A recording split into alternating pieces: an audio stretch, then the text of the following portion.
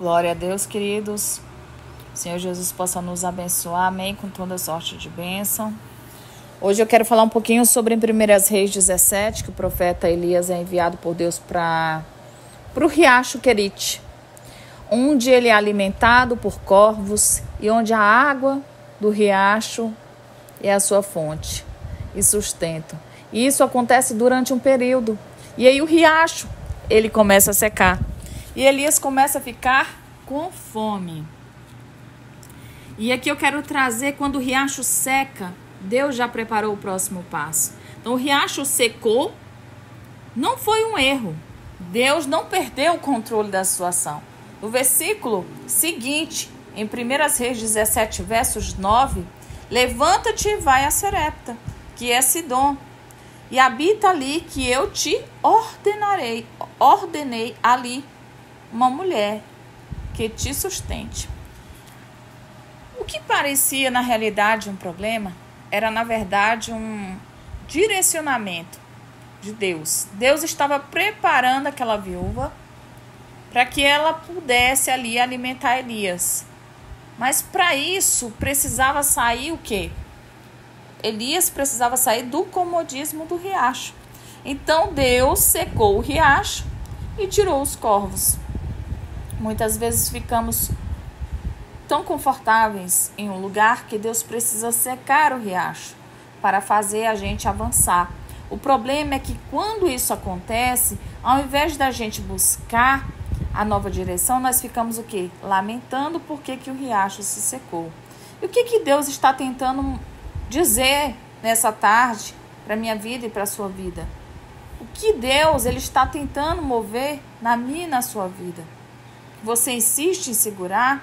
As nossas limitações, elas são um lugar onde Deus ele se manifesta. Então, quando Elias ele chega a Serepta, ele encontra uma viúva que também estava no seu limite. E ela só tinha um punhado de farinha e um pouco de azeite. E ela tinha aceitado que ia morrer. Elias chega e diz, em 1 Reis, capítulo 17, versos 13 ao 14, não temas, vai e fazer conforme a tua vontade. Porém, fazer isso primeiro para mim, um bolo pequeno, e trazê-lo para fora.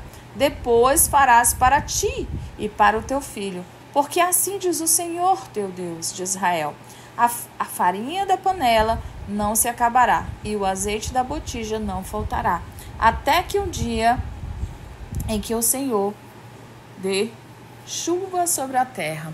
Eu tenho um hino no coração que ele fala assim,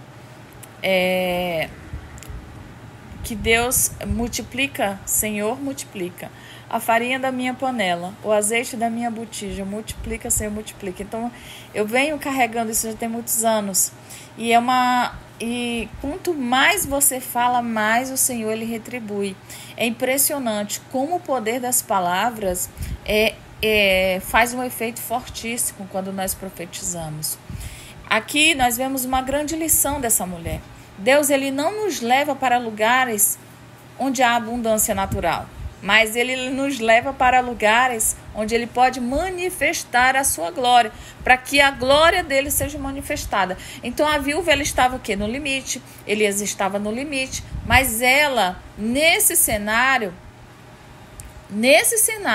ela creu, ela fez o que o profeta falou, em seguida ela tomou posse da vitória. Deus muitas vezes nos leva ao limite. Não é para que eu e você possa desistir, mas é para que nós possamos nos revelar, para que nós possamos, aleluias, entender que Ele é a nossa fonte.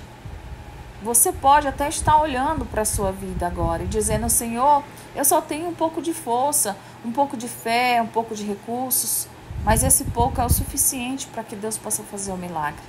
Eu tenho vários testemunhos aqui, não dá para abrir agora no momento, mas em breve, quem sabe, eu não começo a fazer filmagens para vocês contando os testemunhos.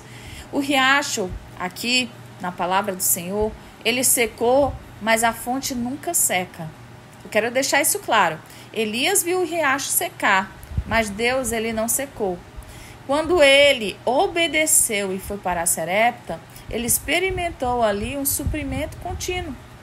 Então, o que Deus está falando ao meu e ao seu coração?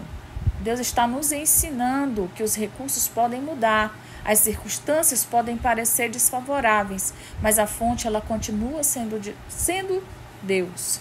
A minha fonte, ela é Deus. Aleluia. Então, se você tem confiado no riacho ou na sua fonte, no seu ambiente de trabalho, nas coisas que podem te trazer confiança, queridos, um dia esse riacho seca. Mas quando você está confiando em Deus, você tem a certeza de que esse riacho jamais secará. Então a sua confiança, ela não pode estar no riacho. A sua confiança, ela tem que estar em Deus. Porque o riacho, ele vai secar. E quando ele seca, há um desespero. Muitas pessoas manifestam ansiedade, crises de desespero. Porque Deus, ele sempre provê. Só que a gente é ser humano. E muitas coisas acontecem conosco que a gente precisa entender um pouco o trabalhar do Senhor, sabe? E isso, às vezes, precisa ser moldado dentro de nós. Então, se o seu riacho secou, Deus está te chamando para o próximo nível. Talvez você esteja até diante de um riacho nesse momento, seco, de uma situação adversa, numa área financeira, ministerial, familiar, emocional, saúde, eu não sei. Mas eu quero te lembrar que isso não é o fim. É o sinal de que Deus ele tem algo lindo para você. O riacho secou porque Deus quer que você se mova. Ele não quer que você fique parado no meio do caminho. As nossas limitações, elas são a plataforma para o milagre. Então o riacho, ele seca, mas a fonte, ela continua viva. Deus, ele não te trouxe até aqui para te abandonar. Você tem que somente crer, porque você está sendo direcionado para algo ainda maior. Então, se o riacho secou, é porque você chegou na hora de receber o teu milagre. Amém? Que o Senhor Jesus possa te abençoar, te restaurar.